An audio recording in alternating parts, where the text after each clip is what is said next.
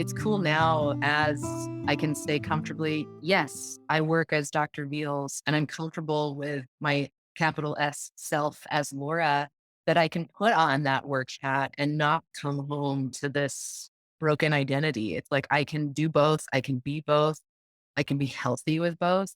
And I think probably above all things, knowing the boundary between both has brought me the most peace. Hi, guys, and welcome to the House Call Vet Cafe podcast. I'm Dr. Eve Harrison. I'm a full-time integrative concierge house call veterinarian in Los Angeles, and I help other vets to build their unique mobile practices on their terms. This podcast is for and by house call and mobile veterinarians, so it is meant to give our community a platform to connect, to share our stories, to lift each other up, and to support each other. Most of us work solo as lone wolves, right? So for me, it's been really powerful to be able to physically hear the voices of my colleagues from all over the world and to get a chance to feel that we truly are part of a community of very real other human beings who get it. While you may be alone in that little bubble of your own vehicle when you're on the road seeing patients, I welcome you to join our community by tuning into our own podcast when you're on your way to your next house call. Whether you're a super experienced house call vet with 30 years of experience, you're a brand new prospective house call vet just looking to get started, or you're house call curious, there will be something for you in this podcast. Each episode, you will hear interviews from other mobile veterinarians just like yourself who are doing unique and innovative things, vets who are sharing their stories, their struggles and challenges, and you can also look forward to hearing valuable information and perspectives from specialists and experts outside of our micro niche. And finally, if becoming a house call veterinarian is something that you've been thinking about exploring, or you're looking for some extra support getting your own mobile practice to feel more profitable and sustainable for you, check out the information in the show notes about my course and our above and beyond supportive private community for members only, plus our monthly group coaching sessions within the House Call Vet Academy. You can also check out my free public Facebook group, which is also called the House Call Vet Cafe, the same name as this podcast, and which is a warm and cozy community for mobile vets to support each other in professional and personal development, in creative entrepreneurship, and in friendship. So thank you guys for spending time with me today. Let's dive into the episode. Hi, everyone. Today we have a really special guest. We have Dr. Laura Veals with us. She is a small animal integrative veterinarian based out of Boise, Idaho. I've actually been there. She is the owner, founder of Divine Wellness for Animals, the only mobile veterinary acupuncture and rehab practice in the entire Treasure Valley. After working in clinical practice since 2014, she became deeply passionate about providing accessible mobility care to all patients, especially those who may respond more favorably to care at home instead of in a clinical setting. Laura has an amazing, recently adopted dog, Ryna, who always is compared to Petey from the Little Rascals and has the tallest ears in Boise, and her senior tripod cat, Trio, who is always ready to eat. Laura has carved a unique pathway through her career and is passionate about embracing life outside of veterinary medicine, whoop whoop, including her side gigs as a yoga instructor, a campervan owner and traveler, and a voiceover artist. So, welcome, Laura. I'm super excited to have you on today. You're awesome. And it was just a matter of time before we, kind of got to know each other or interacted somehow, because I kind of am wondering, are we the same person? Hi, Eve. Yeah, I've been thinking the same thing. I'm like, I gotta chat with this gal. She's awesome. Thank you for having me. Yeah, of course. So I wanted to start off by asking my signature question. What's your favorite snack to eat in the car on your way to house calls? I would say something with dark chocolate, no matter, I don't know what it is, but it has to have chocolate in it. Awesome. I'm very much a chocolate person. I literally just ate a chocolate bar just before getting on the call with you. So Perfect. Nice. awesome. So can you tell me a little bit about how you became a house call vet? What kind of inspired that? And we heard a little bit about that in your bio, but I'd love to hear about your journey, and congrats on being the only one doing what you're doing in your area. That's awesome. Thank you. Yeah, it's been quite the road. So I've done 8 years of general practice and included 2 years of ER in there. And like many, I burnt out very quickly after graduation. I was reading, every journal of the AVMA that would come in. What is that, every 2 weeks? I thought I had to be everything and do Yeah. everything Yeah. and know Yeah. every single surgery and procedure. And if you couldn't name all of the cranial nerves off the top of your head, you somehow failed. Right. And I was really lucky to be acupuncture certified shortly after I graduated. And that one modality, I think, is the thing that kept me in practice. Oh my I God. think like 3 or 4 clinic jobs into it, I was still just doing acupuncture. I would ask my bosses, "Hey, can I offer this as a service?"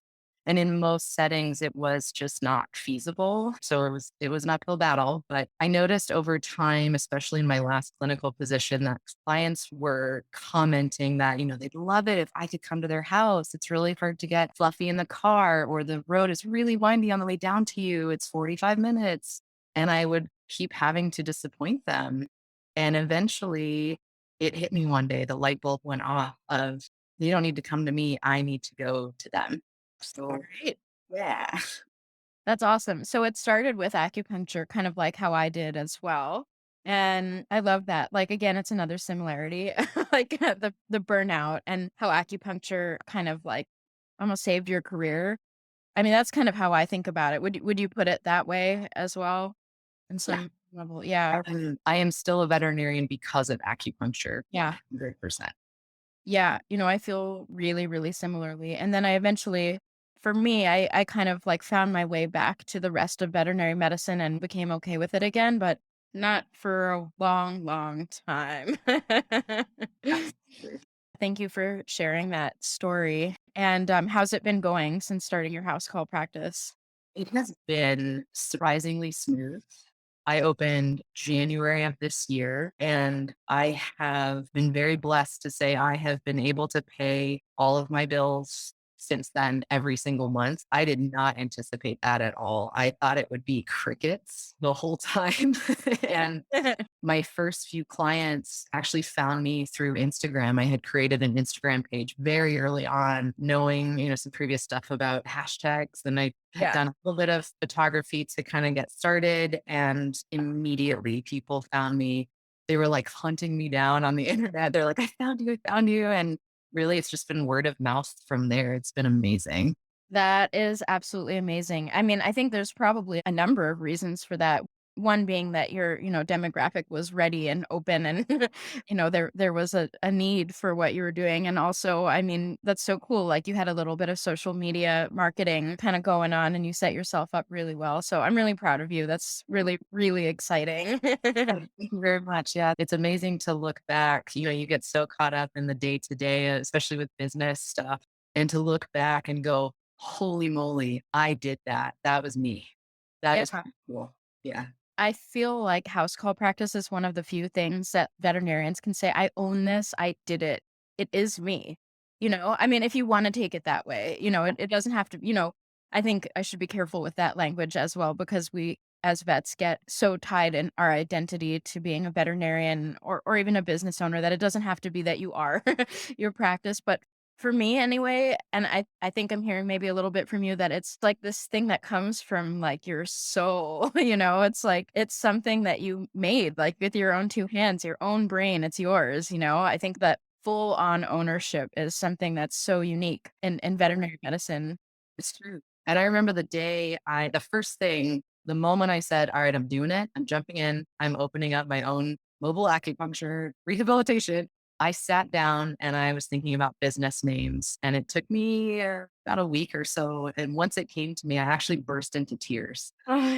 It was this moment where when you're manifesting something, when it becomes tangible, it was a visceral reaction I had. It was just like, oh, this is real. Okay.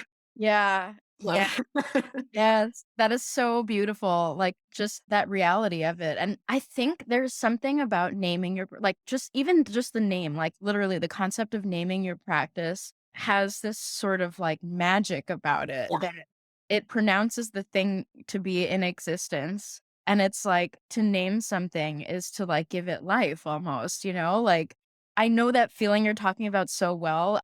My practice was named something else before and I rebranded to be Marigold Veterinary. And when that came to me, I don't remember if I cried or not, but the feeling that you just explained about like the tears and like the, oh, I remember that so well. I was like, oh my God, this is everything I've ever wanted for my efforts at, in my life's purpose or my professional work and my livelihood to be called this. It just meant so much to me. And so I know exactly what you're talking about. And like, I love the name of your practice. It's just like spot on.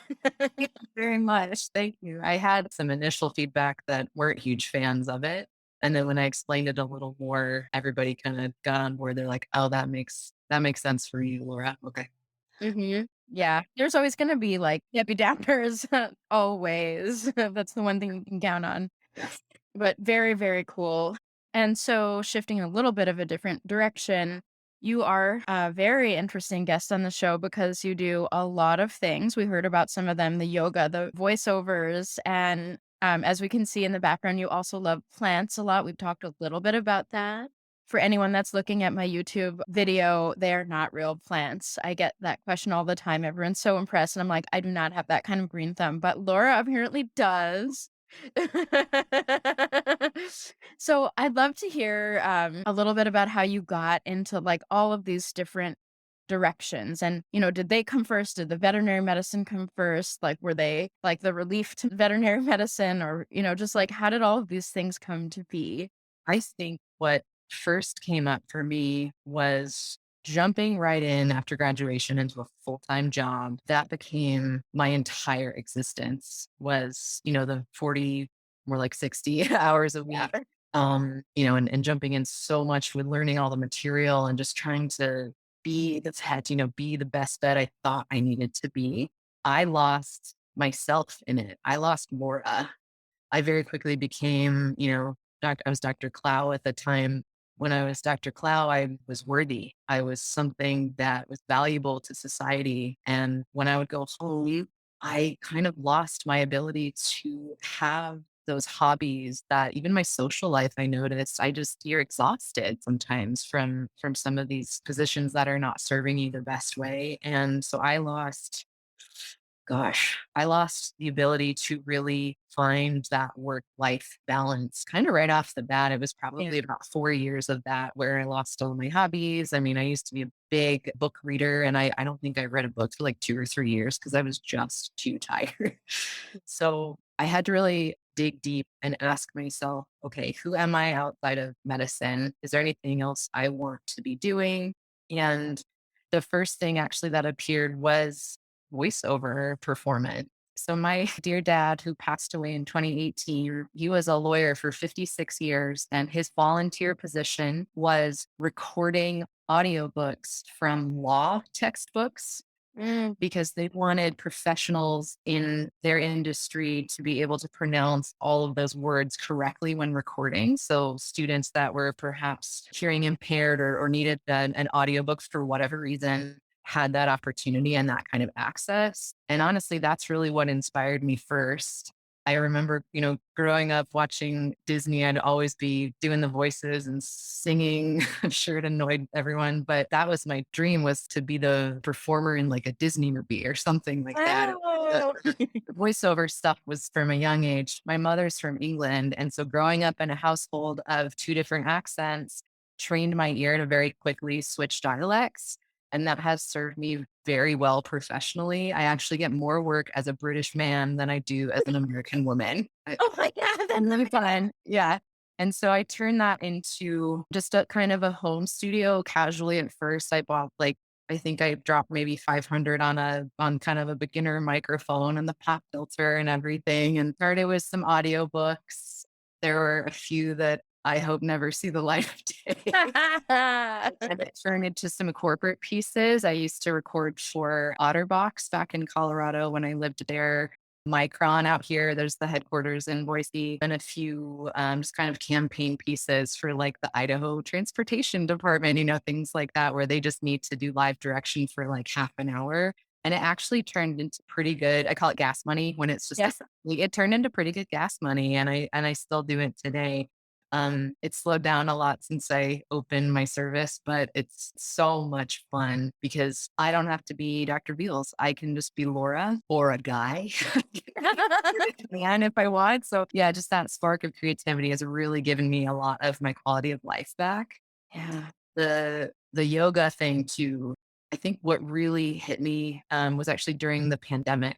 I had an injury in an arm from I used to do aerial dance, and I had a really bad injury that kept me on the ground instead of flying, and I was actually non-weight bearing in one of my arms, so I couldn't do my normal practice. I mean, forget chaturanga.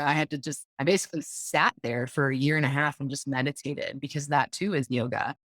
And I kept thinking like, okay, you do not exist as a veterinarian, you work as one. Like, is there anything else I can do to make this experience more peaceful, especially in the middle of the pandemic when we were still going into work every single day and coming home in tears? I was ready to quit.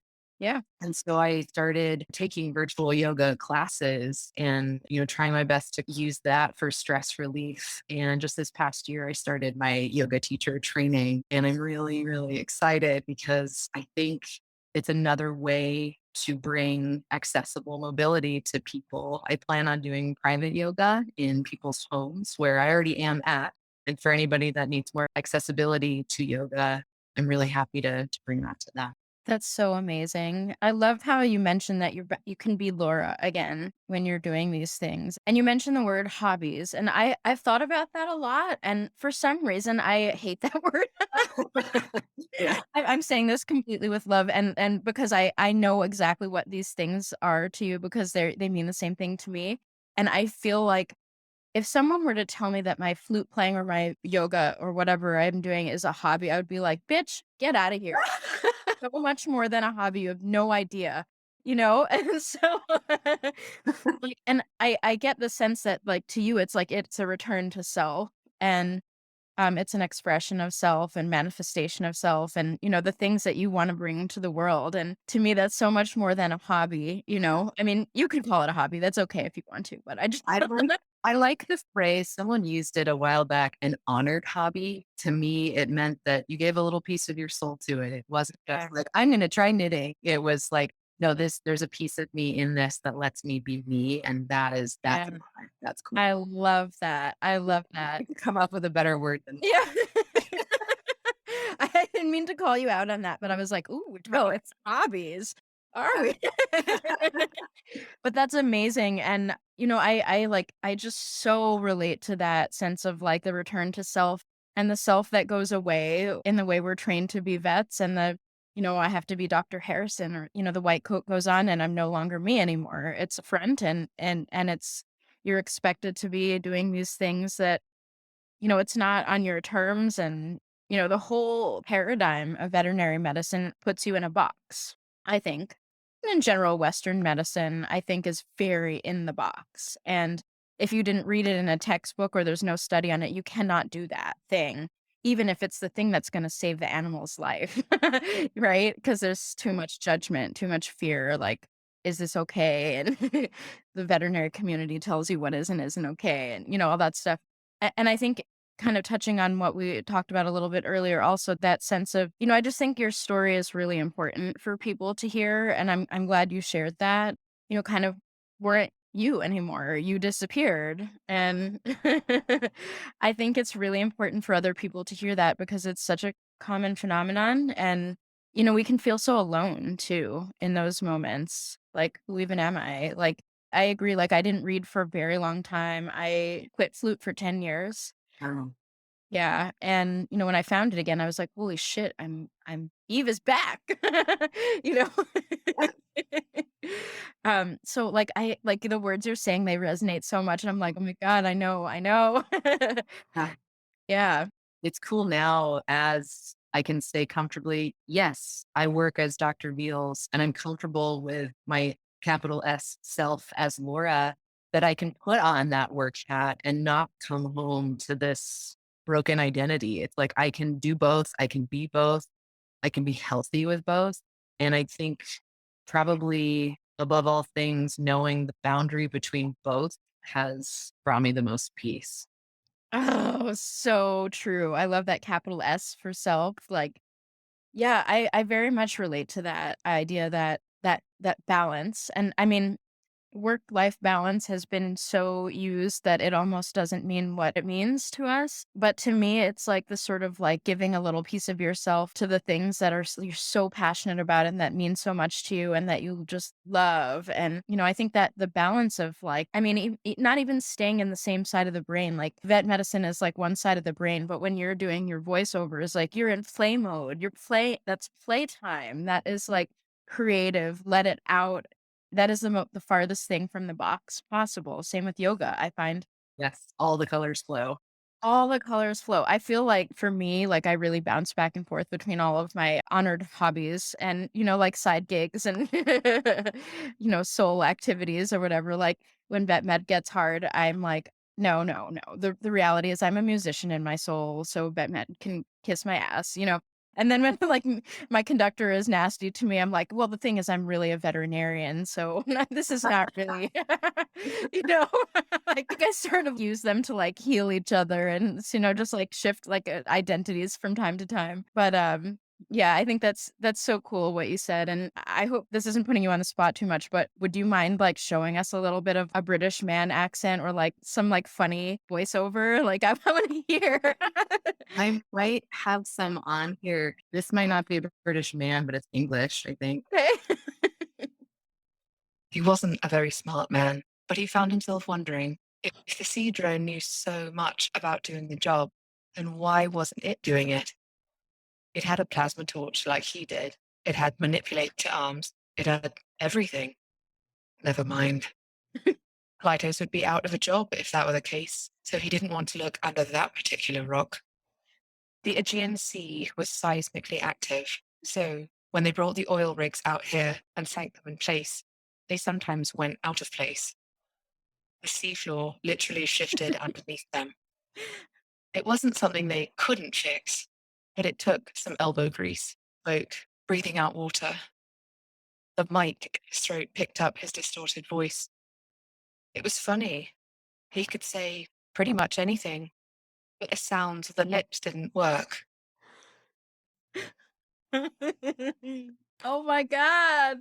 That Oh, is so embarrassing. you are such a rock star. Oh my god. I was clicking on that. I'm like, I think that was some like sci-fi piece I recorded for this guy. And eventually I do have robot voice. That was an interesting experience. But yeah, that was a fun one. Oh, that's so cool. Thank you for sharing that. Of Like, course. God, that just made my life. Oh, Yeah, that was fun. that was fun. That was really cool.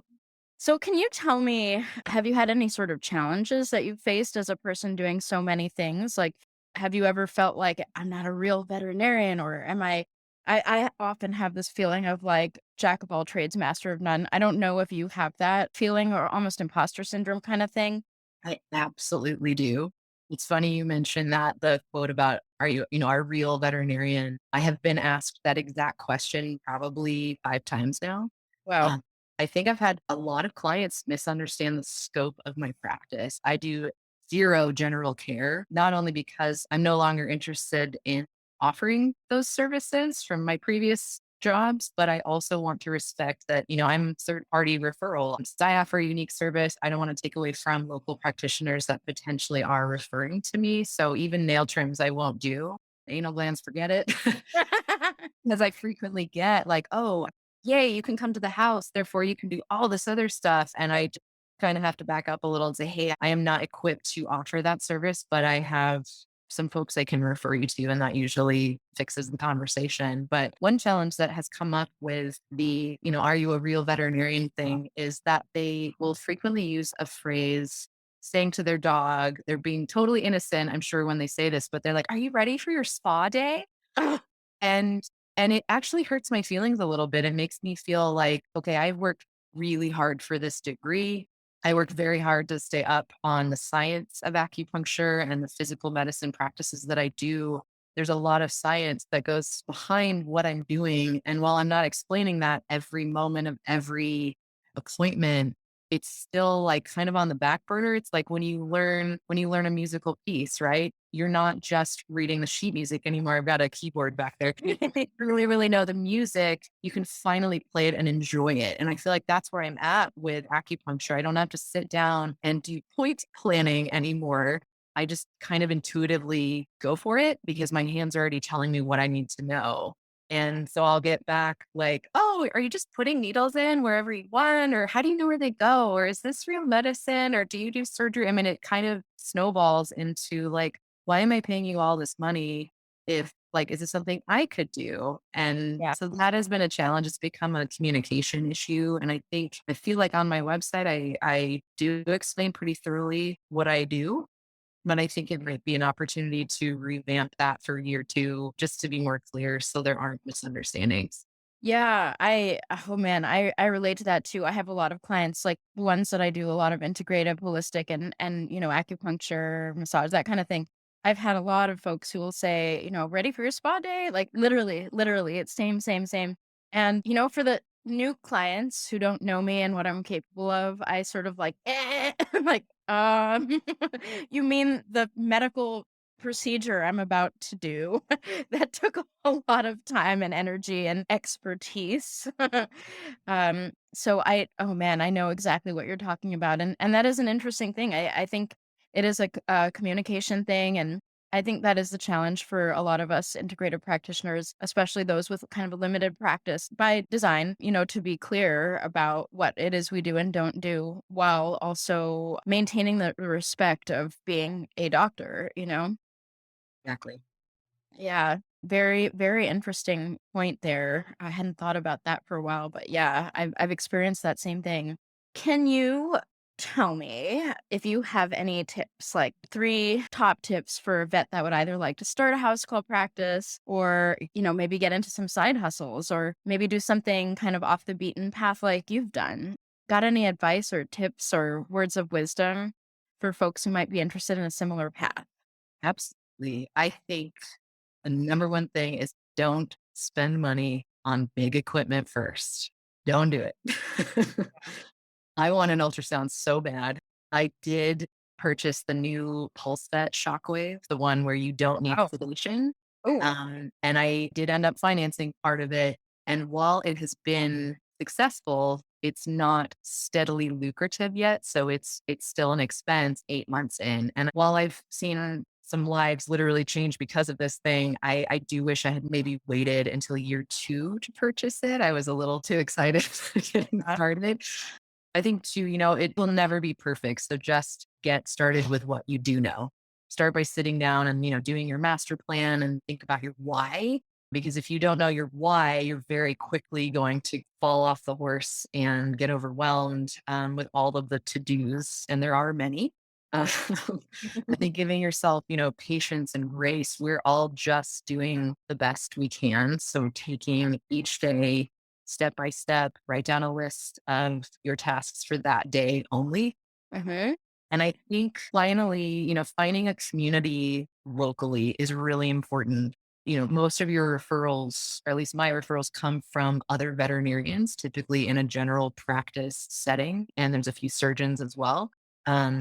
Vet techs, friends and family, fellow small business owners. I've actually picked up clients at really random spots, like the local farmers market. It's incredible. Like if I'm walking around with my dog, you Yeah. just like you start conversations at the dog park. Well, I'll see some dog limping and I will actually make a comment. I'm that vet. I will make a comment to say, "How long has your dog had back pain?" And they're like, "What?" And we start a chat. I'm like, "Here's my card." And no kidding, it works. So I do carry business cards everywhere. I'd recommend either having business cards on you or I also have one of those electronic business cards where it looks like a really fancy black credit card. And on the back is a QR code. And then you have the person take a photo of it and it takes them right to a landing page with all of your contact info. So great for those times when you don't want like a pack of like bulky cards. So that's kind of nice.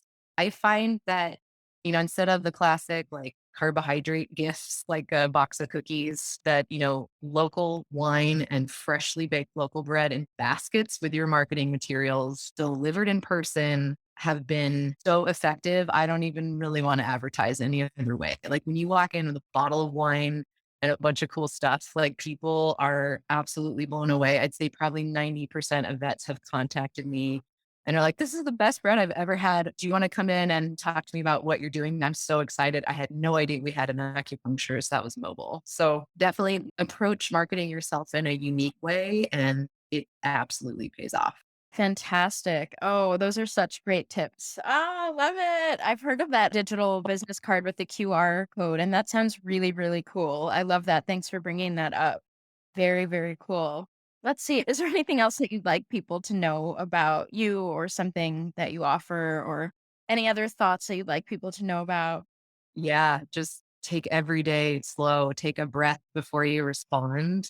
I think we live in a world where we celebrate reactivity Mm. and instead of really mindfully living your life. Everybody's going a million miles an hour. I think many of the world's problems could be fixed with yoga. So if you're out there listening to this, Google yoga for Adrian, and she has a very cute dog that she practices with and offers some free stuff to get started with. But I guarantee it'll change your life.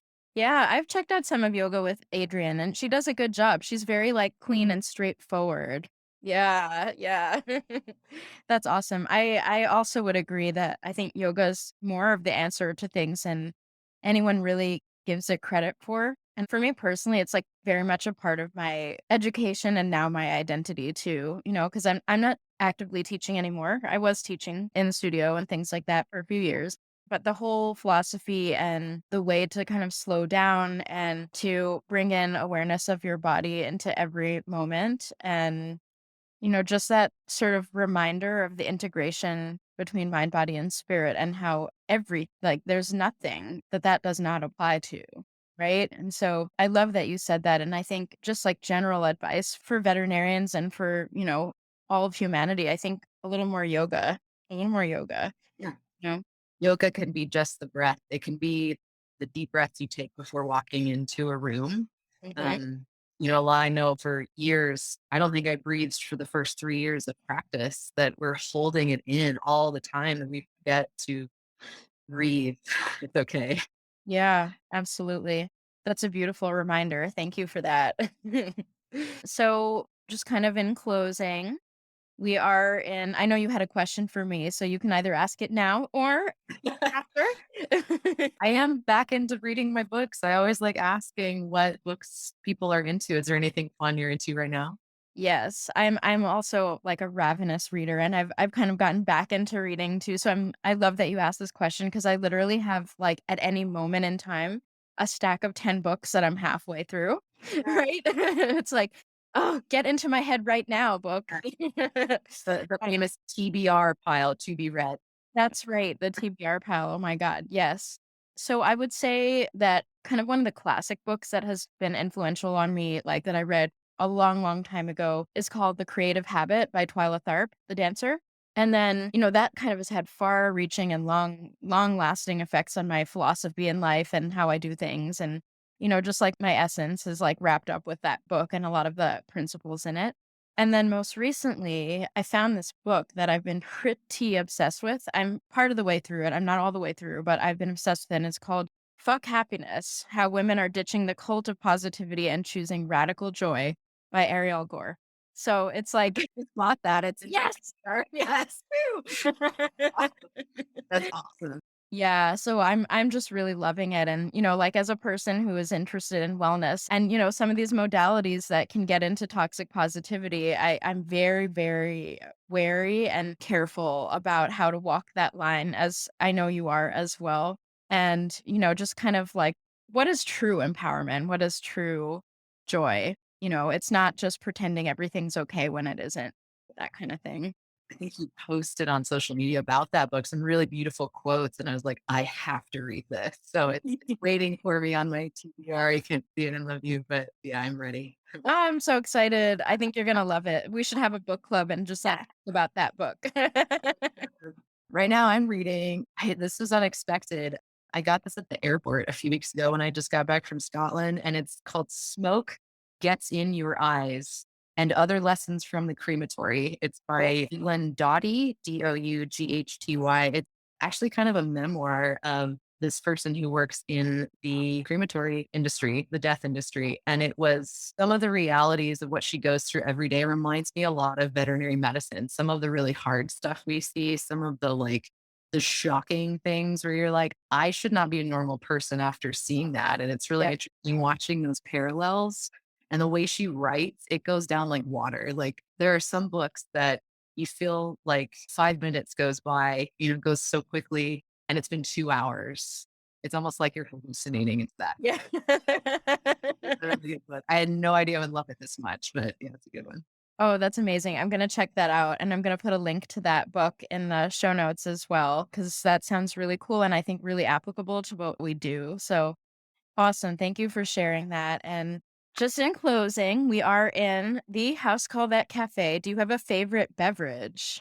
I absolutely do. Every single morning, I have coffee with chocolate protein powder mixed in with one of those little, my mom calls it whizza. What is that? A frother. There you go. Real frother. Yeah. So I put the protein powder in and it makes the perfect mocha. You get like your 30 grams of protein. I can't function without it. That's awesome. That sounds absolutely delicious. Well, my friend, thank you so much for being here with me today. I love all the things that you're doing and your take on things and, especially self-care and how you found yourself again. And I think that's so meaningful to so many of us veterinarians and the folks who are listening. So I really thank you for your time and your stories and your vulnerability and just for being with me on this journey. Thank you, Eve. It's been a joy getting to chat with you. I'm so excited to meet you in October. Yay! Thank you so much for listening to this episode of the House Call Vet Cafe. If you enjoyed this episode, then hit the subscribe or follow button on Apple Podcasts, Spotify, Google Podcasts, YouTube, or wherever you listen to podcasts so you never have to miss an episode. This podcast is made specifically for you, so don't be shy if you'd like to reach out and let me know your thoughts on this episode. You can find me on Instagram and Facebook as The House Call Vet Academy, where I also share more valuable content. If you're interested in learning more about consulting for house call vets or the House Call Vet Academy online course and community, please click on the link in the show notes. Have an amazing rest of your day, and I can't wait for you to join us for our next episode of the House Call Vet Cafe. If you're looking for help with ultrasound scanning, check out First Opinion Veterinary Ultrasound for independent machine reviews and online and in-person teaching options. FOVU, simplifying ultrasound.